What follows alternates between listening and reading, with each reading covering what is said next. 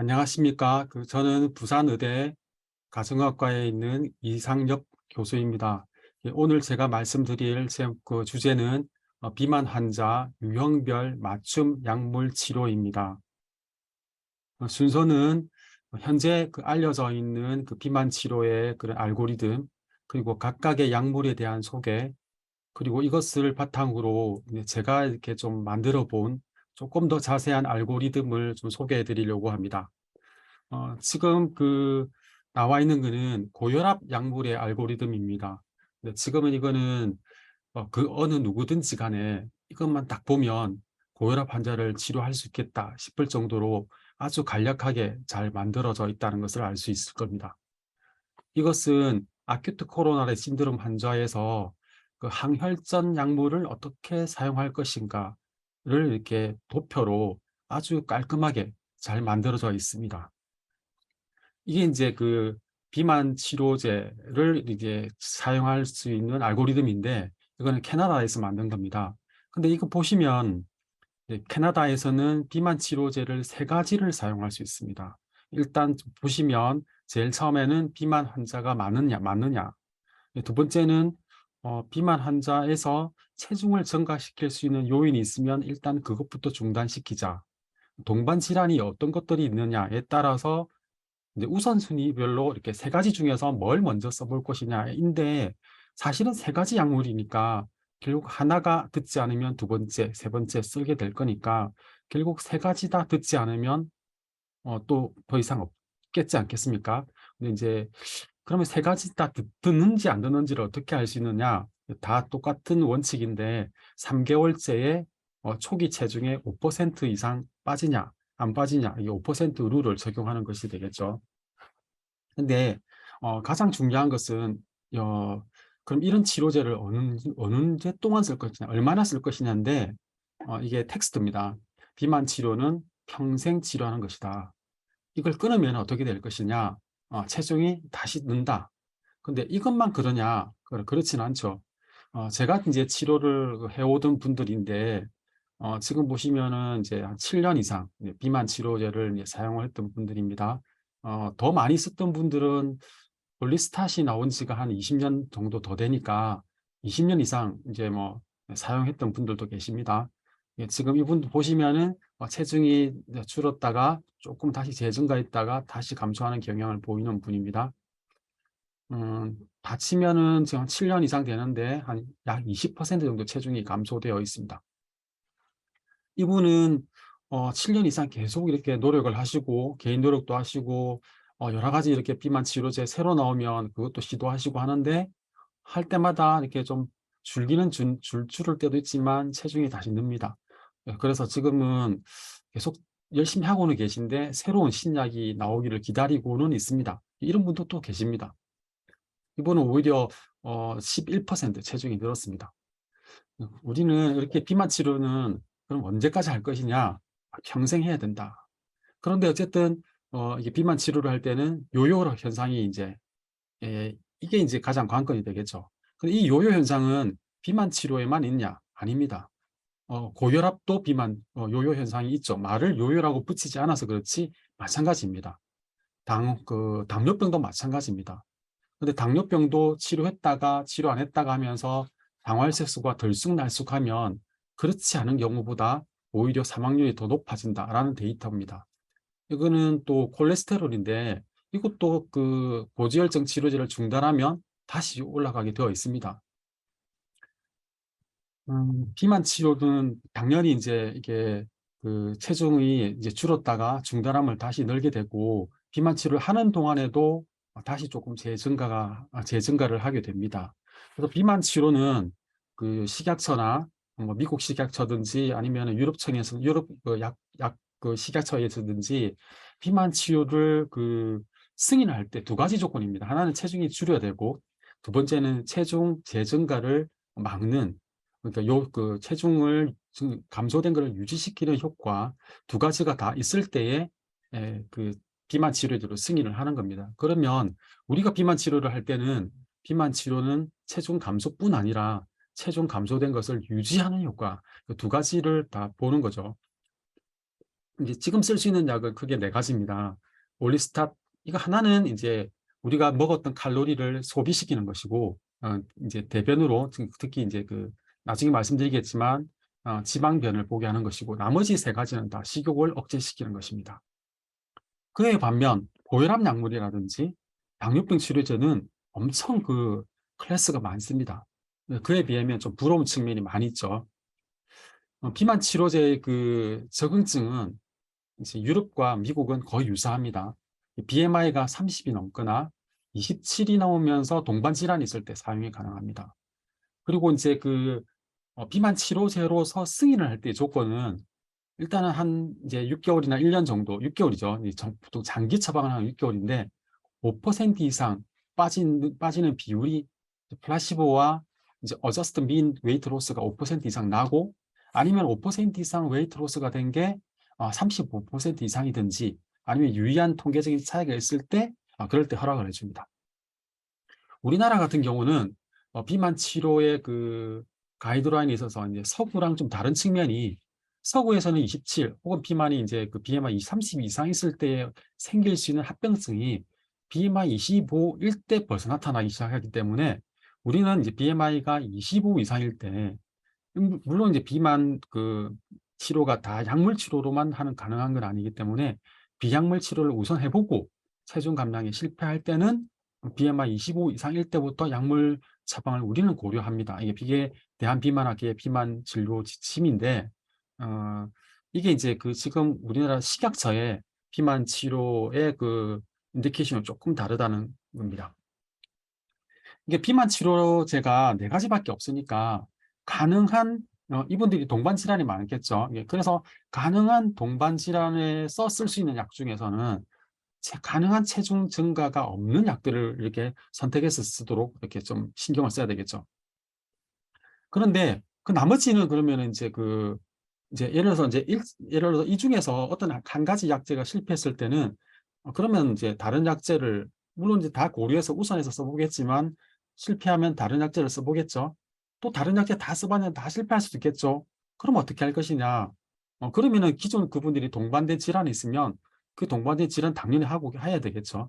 그러니까 결국은 무엇이냐면, 이렇게 치료하는 목적은 사실은 체중 자체를 줄인다기보다는 그분의 카디오 레스피레이터리 피트니스를 좋게 해주는 거거든요. 그래서 그 부분을 우리는 이제 그분의 심장 그리고 이제 호흡기의 기능을 좋게 해주는 것이다라는 이제 그 생각을 항상 갖고 계셔야 되겠습니다. 먼저 이제 올리스탓을 말씀드리면은, 올리스탓은 우리가 먹으면은 이제 그 사람들이 먹으면 이제 지방이 있지 않습니까? 지방이 이제 소화가 되면은 리파즈에서 분해가 됩니다. 그러니까 그렇게 먹은 음식, 그렇게 해서 흡수가 되는 것 중에서 30% 정도를 대변으로 배설시키는 그런 효과가 나타나게 됩니다. 1999년도에 식약처에서 이제 그 승인을 받았고, 가장 역사적으로 지금까지도 사용되는, 아직 승인받은 이후로 지금까지 사용되고 있으니까 가장 이제 안전한 약이라고 이제 볼 수 있겠습니다. 그리고 이제 2003년에는 12세에서 16세 소아에도 사용을 승인을 받았고, 그리고 이제 또 젠도스 스타디라는 유명한 연구가 있는데, 이 연구 그 결과에 따라서 2004년에는 당뇨병 예방에도 승인을 받았습니다. 2010년에는 그 이제 PMS, 우리 사용하다 보면 PMS 보고를 하게 되는데, 그 보고에서 간혹 드물게 리버 페일류가 나와서 그게 이제 라벨링에 이제 붙게 되었습니다. 요거는 식후 그 즉시 복용하든지 식후 1시간 내에 이제 복용을 해야 효과가 있습니다. 유명한 그 이제 지나간 연구 중에서는 뭐 젠도스 연구라든지 뭐 이런 연구들이 있습니다. 지금까지 이제 많은 그 데이터들이 있는데, 그 전체적으로 봐서는 1년 정도 사용했을 때 5%, 1년 동안 사용했을 때입니다. 그러니까 3개월 이제 제가 이제 5% 룰은 이제 그렇게 말씀을 드린 거고, 1년을 사용했을 때는 한 60% 정도가 이제 그 5% 이상 이제 체중이 줍니다.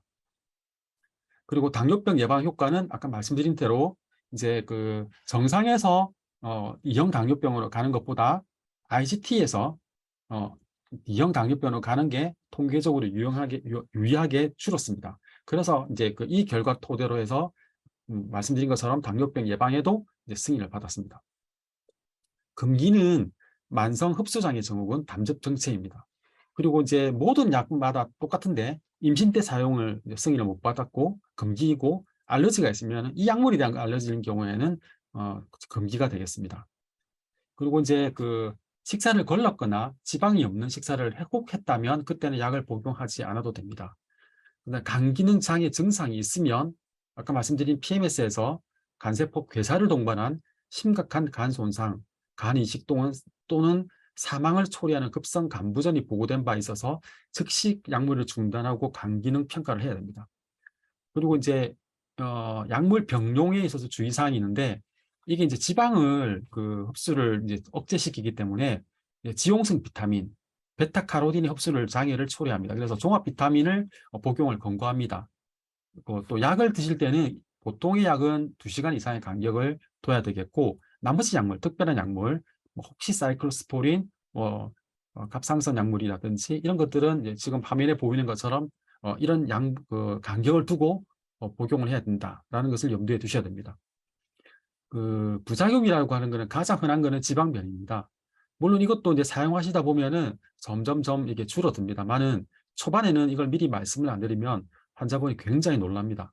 이 정도입니다. 이 정도인데 그래서 저 같은 경우에는 처음에는 그냥 이렇게 성인용 기저귀를 권합니다. 그래서 나중에는 차차 적응하면 이제 안 해도 되거든요. 저희 사례인데 여자분입니다. 고관절 그 수술을 이제 받으려고 하는 분인데 수술 전에 일단 체중 감량을 먼저 하라고 이제 정형외과에서 의뢰가 된 분입니다. 이분인데 이제 일단은 제일 처음에 하는 거는 이제 동기를 이제 일단은 먼저 강조합니다. 체중 감량의 동기. 그 다음에는 같이 이제 shared decision making을 합니다. 체중을 이렇게 빼려는 이유에 대해서는 충분히 교육을 하고 이건 평생 관리를 해야 된다라고 말씀을 드리고 이분은 여러 가지를 감안해서 이제 올리스타스를 이제 먼저 시작했습니다. 그래서 이제 지방변 확인을 했고요.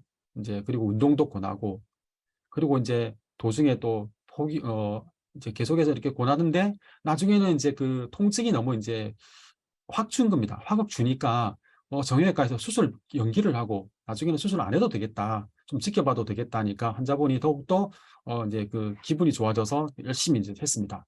그래서 이분은 1년 사이에 19%, 20% 체중 감량된 케이스입니다. 두 번째는 날트렉손과 부프리피온을 같이 병용하는 경우인데 이 경우에는 금기가 이제 그 고혈압이 조절 안 된다든지 하는 것들이 있는데 뒤에 조금 더 상세히 말씀을 드리겠습니다. 이거는 이제 날트렉손과 부프리피온을 합친 겁니다. 그러니까 이 두 가지 약물을 각각은 사용한 역사가 좀 오래됩니다. 날트렉손은 아시다시피 이제 알코올 금단 증상, 그 알코올 의존증 때 치료할 때 치료를 하고 또 이제 부프리피온은 우울증 및 이제 그 금연 보조제로 이제 치료를 하는 거죠. 지금 보시면은 이제 우리가 이제 식사를 하게 될 때는 우리가 이제 배고파서 배가 고프다 해서 먹게 되는 경우가 있습니다. 그건 헝거죠, 헝거. 근데 이제 크래빙이 있습니다. 크래빙은 뭐냐니까 우리가 오늘 뭐가 먹고 싶다. 오늘 고기가 생각이 난다. 뭐가 생긴다. 땡긴다. 이건 이제 크래빙이 되겠죠. 이제 이 그 약물은 이제 그 크래빙에 대해도 작용을 합니다. 이게 메조림빅 리워드 시스템이고요. 그다음 하이퍼살라믹 헝거 시스템 두 가지에 다 작용을 하는데 첫 번째는 여기 보시면 그 이제 날트렉손하고 부프리비온이 도파민 활동에 이제 액티비티에 영향을 미쳐서 푸드 크래빙을 줄입니다. 두 번째는 이제 그 폼식 칼트 뉴런에 작용을 해서 날트록센과 이게 부프리피온이 작용을 하면서 이제 그 헝거를 이제 줄이게 됩니다. 두 가지가 다 작용을 하니까 이게 그 상승작용을 하게 되는 거죠. 동시에 이 두 가지를 다 사용하다 보니까 부작용도 만만치가 않습니다.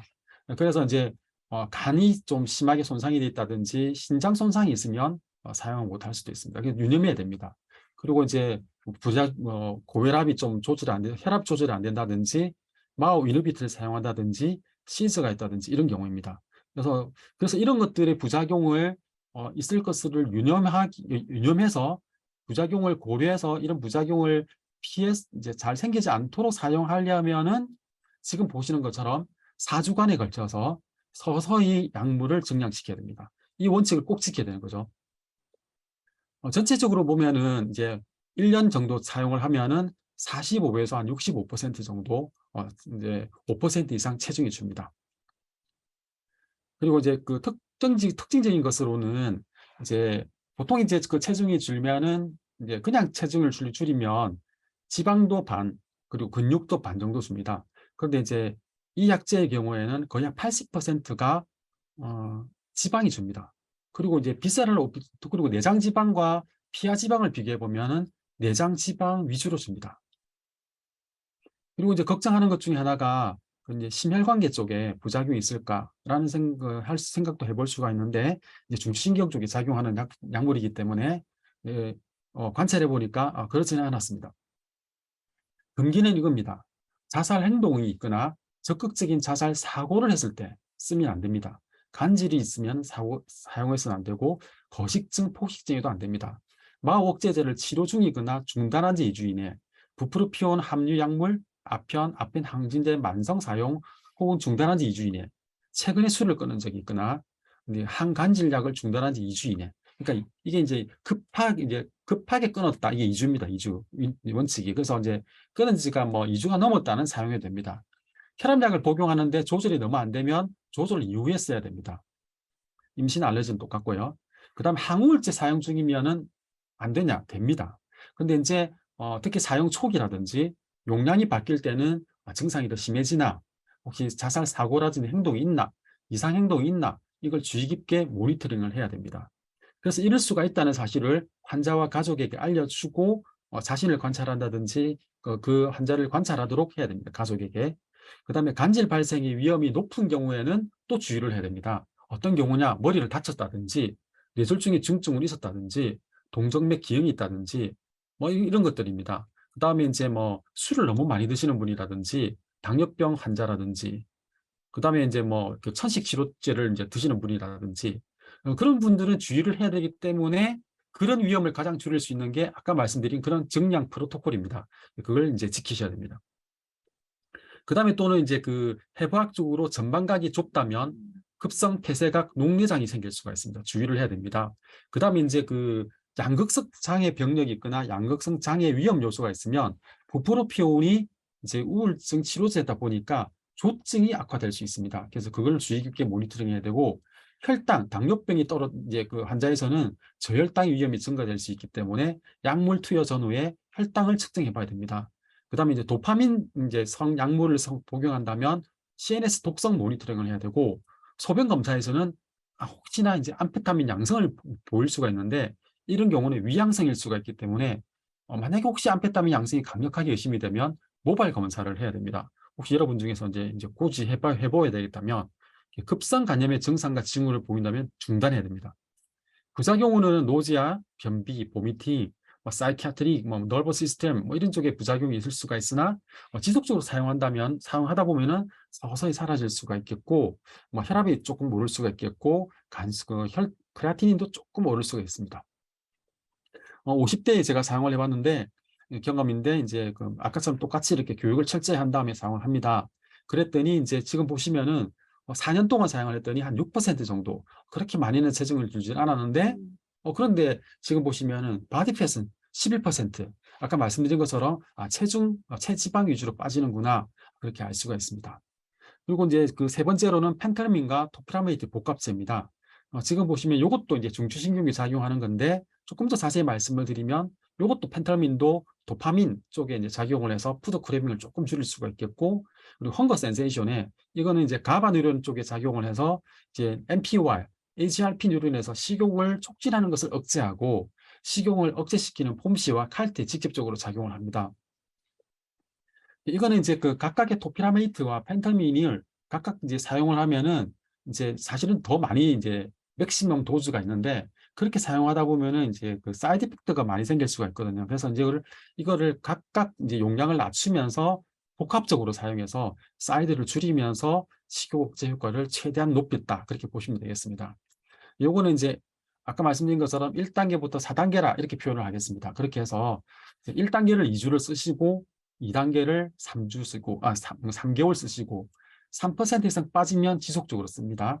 그리고 이제 그렇지 않으면 3단계를 또 2주 쓰고 그다음 4단계를 12주 동안 써서 5% 이상 빠지면 계속 쓰는 그런 식인데 혹시 효과가 없으면 바로 끊는 게 아니라 이제 서서히 끊으셔야 됩니다. QOD로 쓰면서 끊어야 됩니다. 이거는 금기는 녹내장입니다. 그다음 갑상선 항진증, 최근에 협심증 등의 심혈관계 질환이 있거나 최근입니다. 이제 오래된 경우 말고 자살 행동을 하거나 적극적인 자살 사고가 있으면 쓰면 안 됩니다. 마혹제제 치료 중이거나 사용한 지 끊은 지입니다. 중단한 지 2주 이내. 혈압이 너무 높으면 이런 경우는 맥박을 측정해야 됩니다. 용량이 바뀔 때마다. 우울증 악화 안 됩니다. 시력 감소 또는 안 통증, 이건 이제 급성 근시라든지 2차성 녹내장을 의미합니다. 이거는 이제 주로 사용하다가 대개 1개월 이내 발생하지만 언제든지 발생이 가능합니다. 혹시 발생하면은 즉각 중단해야 되는데, 그러면 회복이 되는데, 만약에 이제 그걸 놓치면은 나중에 영구적인 시력 상실 등의 심각한 부작용으로 이어질 수 있기 때문에 주의를 하셔야 됩니다. 그다음 기분이나 잠도 물어보셔야 됩니다.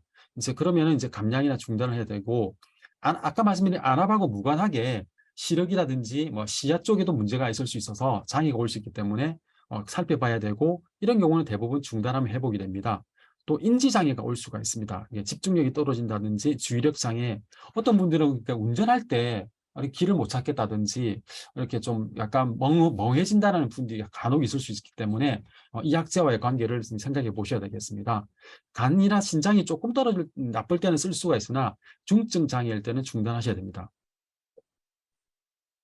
그다음에 이제 소아에게 썼을 때는 키가 조금 그 위약보다 조금 둔화된다는 보고가 있기 때문에 참고하셔야 되겠고, 대사선 산정의 발생의 가능이 있기 때문에 약물 투여 전후에 전해질도 측정해 봐야 되겠고, 크레아티닌도 이제 오를 수 있다 해서 약물 투여 전후 측정해 봐야 되겠고, 그다음 PMS의 그 보고에서 스티븐 존슨 증후군이라든지 이게 보고된 바가 있습니다. 그래서 발진만 생기면 바로 중단해야 됩니다. 그리고 혈압도 저혈당, 저혈압 위험이 있어서 약물 투여 전후에 모니터링 해야 되겠고, 음주를 하게 되면 음주의 그 리스크, 위해가 더 크게 됩니다. 그리고 갑자기 약물을 중단하게 되면 이제 간질을 할 수가 있습니다. 그 다음에는 그 하이포칼레미아의 가능성이 있기 때문에 모니터링을 또 해야 됩니다. 전체적으로 보시면 웨이트 로스 이펙트가 67에서 한 80% 정도가 됩니다. 그러니까 체중 감량 효과는 아까 그 두 약제보다는 훨씬 크다. 5% 이상 빠지는 그런 그 비율은 높다라고 볼 수가 있겠습니다. 그리고 이제 부작용으로는 입이 건조해지고 그다음에 이제 변비, 특히 이제 이 경우에는 파라테지아가 올 수가 있는데 손발 끝이 좀 저리다든지 전기가 통하는 느낌, 입가가 저리다든지 이런 것들이 올 수가 있는데 이런 것들은 이제 시간이 지나면 점점 둔화되기도 하고, 제 개인적인 경험으로는 이런 부작용이 경험하지 않는 분보다 경험하는 분이 체중 감량 효과가 더 있는 것 같습니다. 그 다음에 이제 사이키아트릭 심텀이라든지 코그니티브 심텀도 이제 좀 부작용도 이제 찾아옵니다. 아까 말씀드린 것처럼 이제 그 2년째 접어들면 훨씬 줄어듭니다. 심혈관계 쪽에 이제 그 부작용도 아까 이제 콘트라 인디케이션이라고 했지만 지금으로서는 이제 조사를 해보니까 차이가 없더라. 그래서 이제 지금은 이제 좀 주의 깊게 사용할 수도 있습니다. 급성만 아니면. 저희 케이스인데 이제 40대입니다.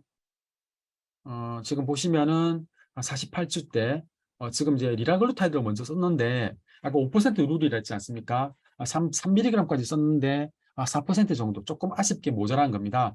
그래서 이제 그 펜탈민과 토피라메이트 병합용법을 바꿨더니 그 이후부터 한 11% 정도 체중이 줄었습니다. 바디패스이 한 11% 비슷하게 이제 줄었습니다. 마지막으로는 이제 그 리라글루타이드 인젝션이죠. 인젝션은 이제 원래는 이제 이게 GLP-1 아날로그가 반감기가 엄청 짧죠. 2분이 채 안 됩니다.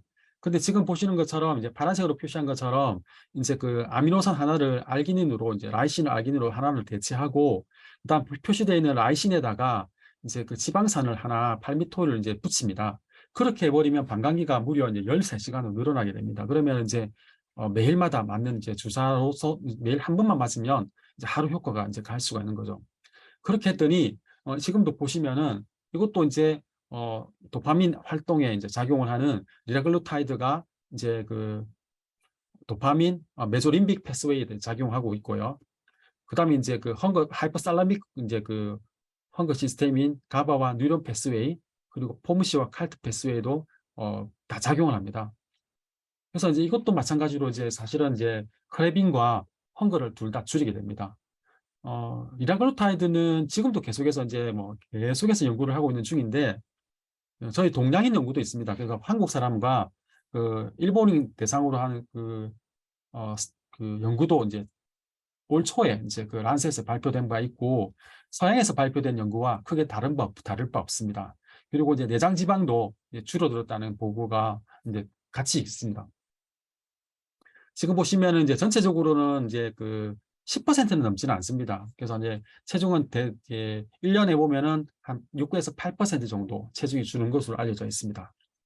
그리고 5% 이상 빠지는 체중의 비율은 45에서 많게는 80% 정도 됩니다. 그리고 지금 이것도 보시면은 이제 그 체중이 줄 때 팻이 7배나 그 림바디보다 더 많이 준다.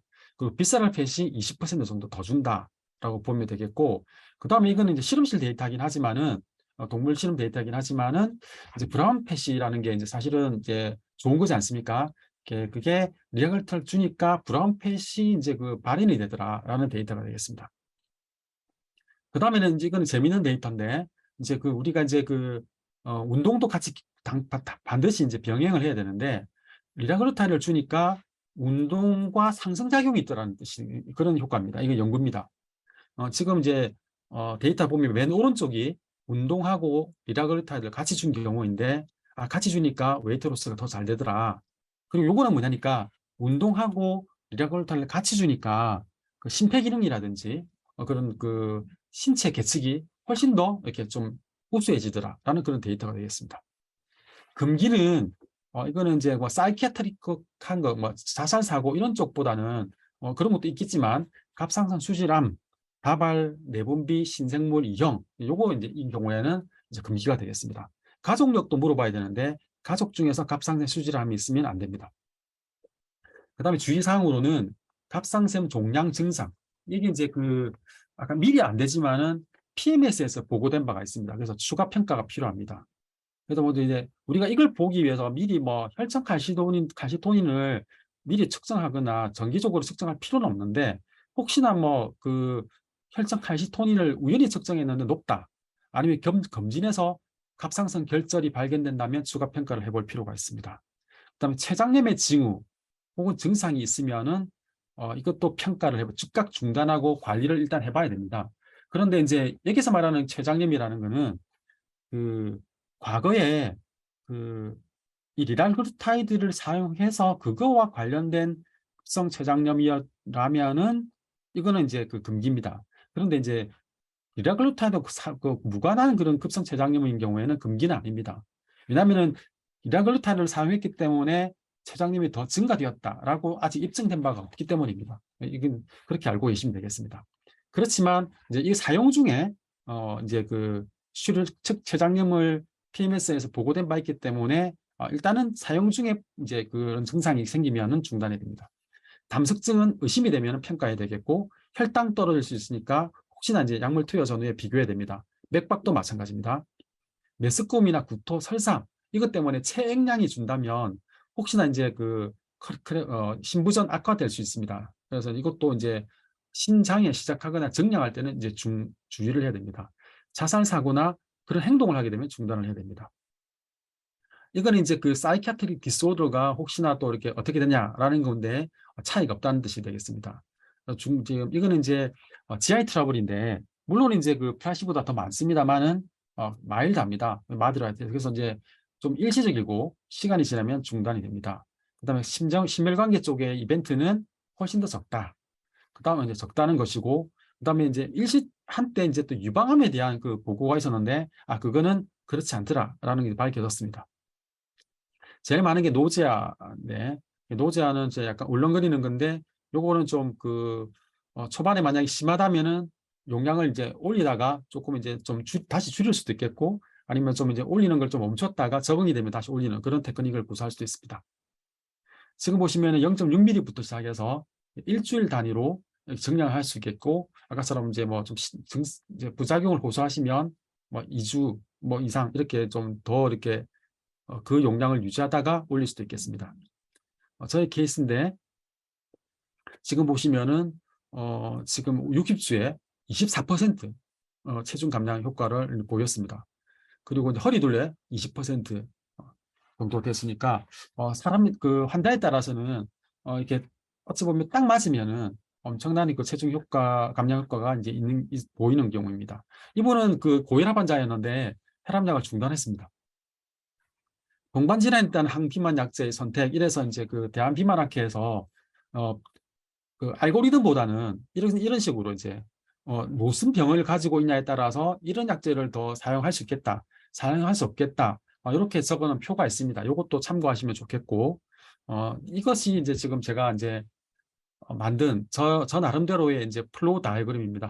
비만 환자를 보는 건데, 우리가 환자를 볼 때 그냥 흐름입니다. 제일 처음에는 이제 BMI를 볼 거 아닙니까? 약물을 사용하는 기준이 해당이 되는가? 그 다음에 두 번째는 동기입니다. 식이요법이나 운동할 용의가 있는가? 왜냐하면 이제 그 비만 환자가 식이요법이라든지 운동할 용의가 없다면 비만 치료제 사용해서는 안 됩니다. 일단은 그것부터 나는 뭐 식이요법 운동할 시간 없습니다. 할 용의도 없습니다. 하면은 그것부터 이제 해야 할 필요가 있다는 것을 계속해서 교육을 하고 받아들이고 나서 그때부터, 왜냐하면은 비만 치료제는 평생 해야 되니까 그것부터 해야 됩니다. 그리고는 물어볼 게 이분이 가지고 있는 병, 이분이 갖고 있었던 병, 과거력을 적극적으로 물어봐야 됩니다. 앞서 제가 말씀드렸던 그 비만 치료제마다 못 쓰는 경우 많지 않습니까? 그러니까 만성 흡수 장애가 있는지, 담즙정체, 간질, 거식증, 폭식증, 녹내장, 갑상선 항진증, 최근에 심장병, 그 암이 있었던지, 자살 사고, 적극적 자살 사고 이런 것들이 금기에 해당하는 거고요. 그다음에 주의를 해야 되는 것도 있으니까 고혈압, 당뇨병, 우울증, 양극습 장애, 두부에 외상이 있었는지 이런 것들을 다 이제 알아봐야 되는 거죠. 그다음에는 여자분인 경우에는 임신 또는 계획, 가족력도 물어봐야 됩니다. 갑상생 수질암이 있었는가? 약물도 물어봐야 됩니다. 마오 억제제 치료 중이었는가? 또는 최근에 중단했는가? 벤조, 페노바비탈, 항간질약, 그 외에 이렇게 천식약을 드신 적이 있는지, 갑상선약을 드신 적이 있는지 이제 물어봐야 되는 거죠. 그리고 해당 약물 알러지, 음주력, 과음하는지, 금주력, 진찰도 해봐야 되죠. 혈압 측정하고 맥박, 열 재고, 갑상선도 많이 촉진해 봐야 되겠고, 복부, 피부도 이제 확인해야 되겠죠. 나중에 피부에 반점 생긴 게 그전부터 있었던 건지 새로 생긴 건지 확인해야 되니까, 탈수가 있는 것도 알아봐야 되니까 효도 봐야 되겠죠. 시력, 시야, 안구에 통증이 있는지, 인지 기능도 나중에 이제 예를 들어서 인지 기능이 떨어졌다 그러면 원래부터 떨어진 건지, 소화 같으면 키도 측정해야 되겠죠. 검사도 해야 되겠죠. 전해질 측정, 혈당, 소변, 변검사, 그리고 간 기능, 신기능, 칼시토닌은 이렇게 반드시는 아니지만 그런 것들. 그리고 이제 약물 사용하면서는 계속 기분 묻고 생각이 어떠한지, 행동, 잠, 혀, 전해질, 혈당, 설사, 소변, 변 색깔, 인지 기능, 술 드시면 음주력, 간질 발생한 적이 있는지, 시력, 시야, 안구통 등. 그러니까 비만 치료하는 게 과연 쉬운 건 아닙니다. 그러니까 비만 치료 환자한테 사실은 이게 비만 치료라는 거는 제가 생각할 때는 그 어떤 환자보다도 정말 전인 치료가 필요한 그런 환자지 않을까, 그런 생각을 해봅니다. 다시 말씀드리면은 비만 치료는 이제 요약을 하면 굉장히 엄격한 비만 치료 약을 쓰기 위해서는 엄격한 기준을 적용해야 된다. 왜냐하면 평생 치료를 해야 되기 때문이다. 두 번째는 비만 그분의 체중 자체를 치료한다기보다는 비만한 사람을 치료하는 거다. 그래서 우리는 이제 그 외국에서는 오비스 페이션트란 말을 안 씁니다. 페이션트 위드 오비스트란 말을 씁니다. 그 다음에는 이제 그분이 만약에 이제 아까 같이 이게 제대로 이렇게 비만이라는 게 어떤 병인지를 인식을 못하고 있다면 비만은 만성질환이다 라는 것을 인식시킬 필요가 있겠고, 한 번만에 못 알아들으면 귀에 못이 박히도록 계속해서 얘기해 줘야 됩니다. 그리고 실제로는 지금 데이터 보시면 아시다시피 평생 치료하는 거라고 하는데도 불구하고 시간이 지나면 이제 계속해서 약물 사용하는 비율이 자꾸 줄어듭니다. 이거는 사실은 이제 우리나라뿐 아니라 전 세계적으로 비만 치료제를 아직은 급여를 안 해주고 있는 경우가 거의 대부분의 나라가 그렇거든요. 이 부분은 국가적으로도 이제 약간 이거는 해결해야 될 문제라고 볼 수 있겠습니다. 예, 이상입니다.